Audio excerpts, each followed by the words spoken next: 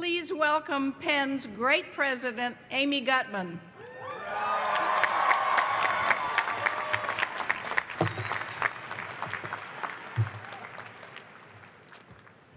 Chairman Cohn, trustees, and honored guests, what a memorable day to applaud our amazing graduates, the awesome class of 2017.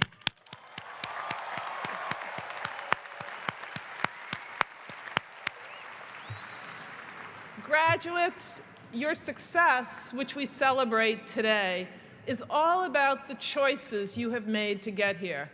You are so very good at choosing, as I will now demonstrate. Penn Vet, do we have any graduates here for today from our Penn School of Veterinary Medicine? All right, Penn Vet, I want you to choose by cheering. Large animals or small animals? Very good. These are graduates who know their minds. Let's give it up for Penn Vet.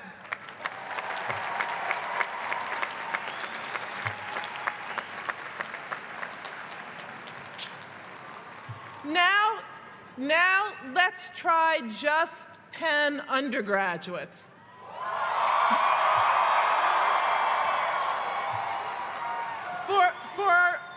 For undergraduates, this is truly an important choice. So let's hear it. Magic carpet or Linns? Okay, I think I'll call that one a tie. Okay, now a choice for all our graduates.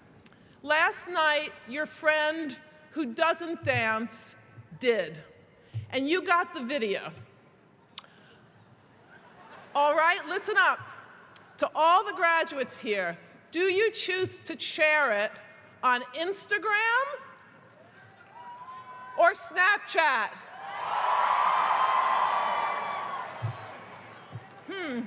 Very revealing. Okay, now let's finish with the toughest question. And this one is for all the parents and grandparents here. So listen up, parents and grandparents. You've made many hard choices before this one, but now the pressure's really on. Let's hear it for either the Beatles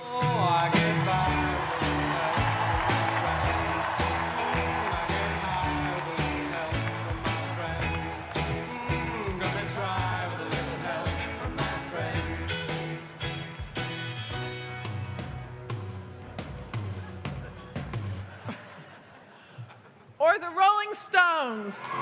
You can't always get what you want, but if you try sometimes, well, you might find you get what you need. Okay, that was interesting. So I have long thought that we may not always get what we want, but clearly we get by with a little help from our friends, and you just proved it. So let's, everybody, let's hear it for the parents and grandparents who are our greatest friends.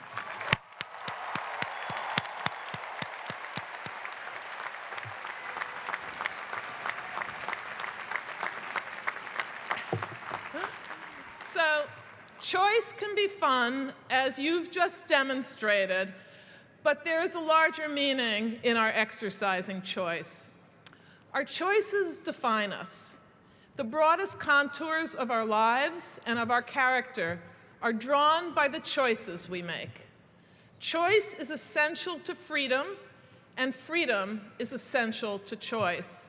And by that measure, Penn graduates today have enormous freedom, more so than almost anyone who's gone before. Yet the challenge of living the most meaningful life possible remains. What do we choose? The answer lies not in what you have with your freedom, but in what you do with it. How will you use the amazing freedom of choice that is yours?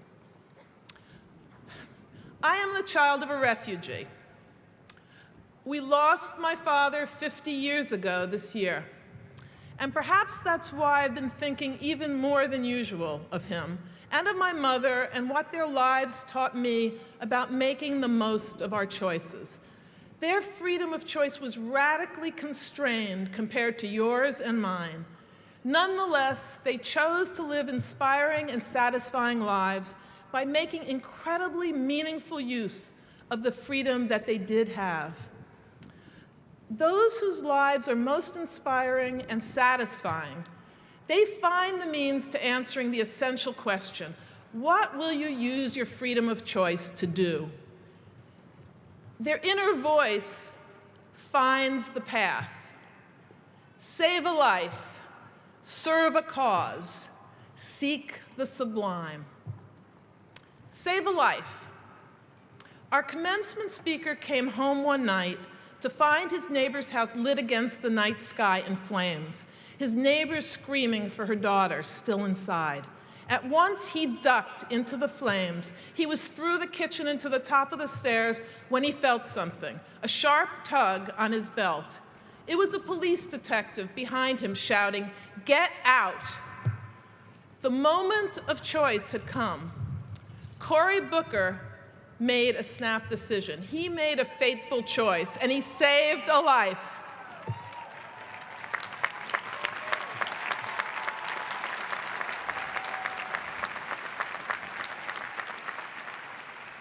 As the Talmud taught me, by saving a life, Cory Booker made another person's world possible. When my father made the fateful choice to flee his home, he faced a decision shared by refugees everywhere: save just oneself or try to save others.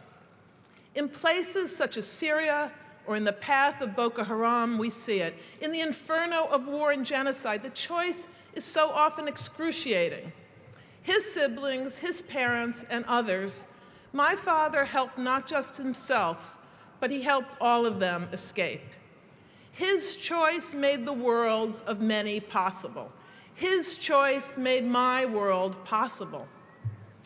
Nothing so dramatic as a war or a burning house is required to save a life, and through it, a world. We can all do it. The path to save a life starts in the day-to-day.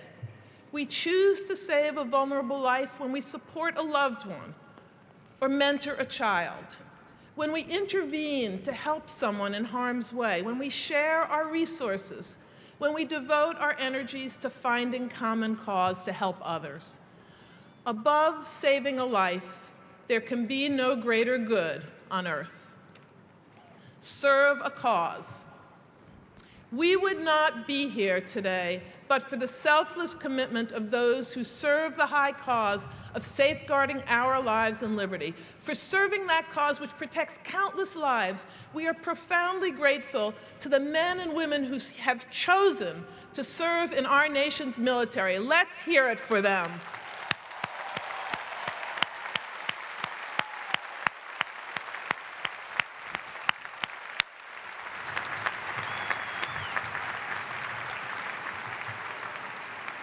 Essential to our freedom is opportunity. Too many in our world are without it. We know high-quality education is one of the most powerful ways to attain it. Your class bears special witness to this fact. Many of you join me in being the very first in your families to graduate. With all the opportunities that a Penn education today makes possible, let's hear it for our first-gen students.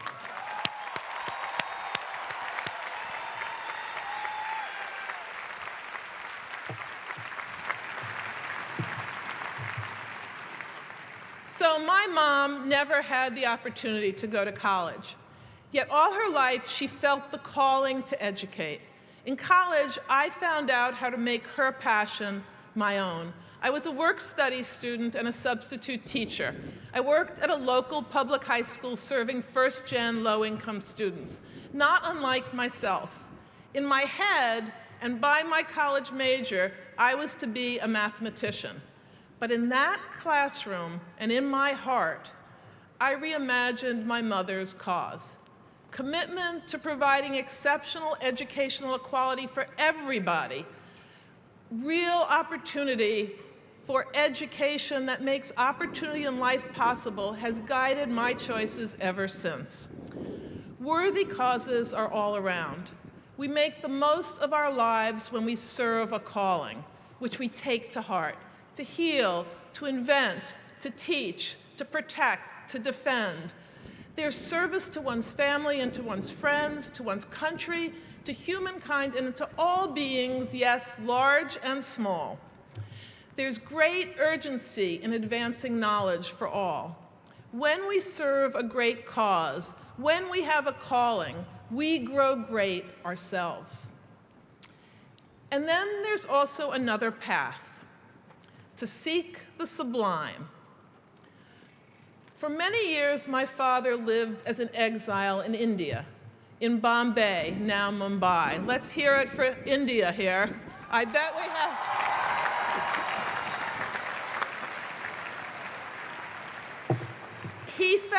He found himself a stranger in a strange but beautiful land. He had to learn a new language. He had to find a way to earn a living. Even so, he made time to seek something higher. It was more than a full day's journey north from his adopted city to the foothills of the Himalayas. With a camera slung around his neck, he traversed that long road just to climb and to behold the mountains.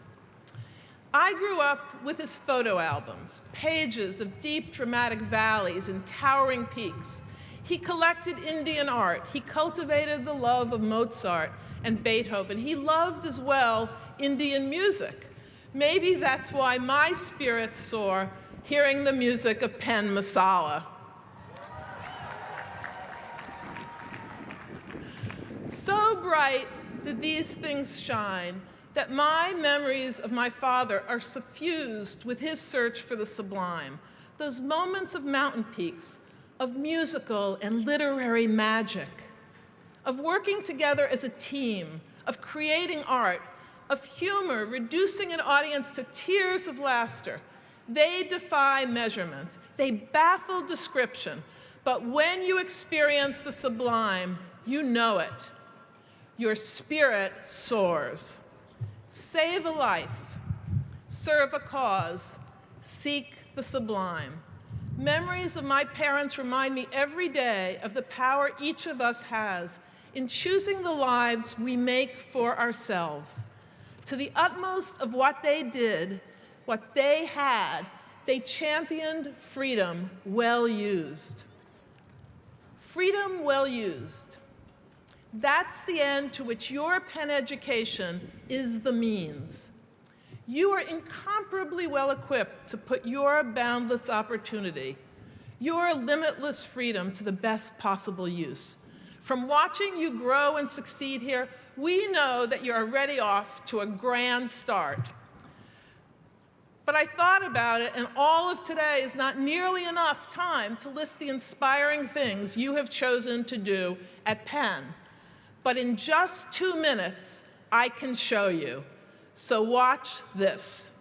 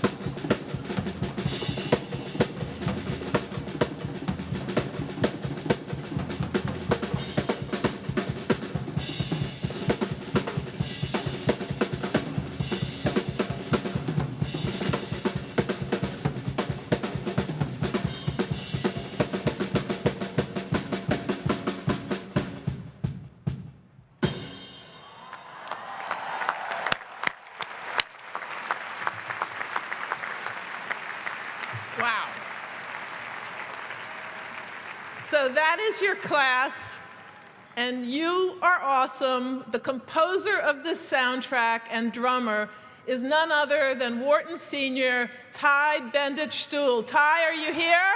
Ty, where are you? Let's give it up for Ty.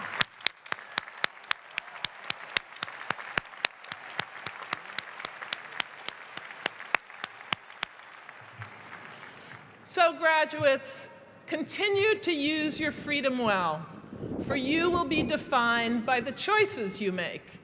And know that your joy today is amplified thousands-fold by the pride that all of us feel in your achievements.